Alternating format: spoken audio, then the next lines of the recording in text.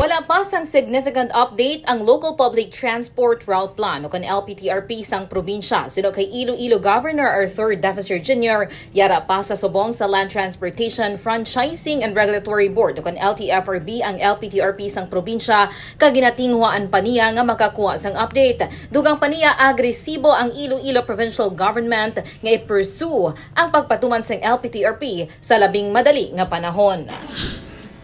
Well, it's with the board right now.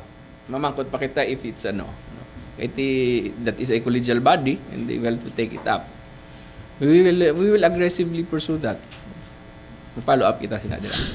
Sa subong yara pa lang sa 40% sa mga first town jeepneys ang makasulod sa Iloilo City. Ini si K5 Alex Escanal para sa Kampiyon nga Balita Serbisyo Publiko Kakalingawan sa Iloilo. K5 News FM.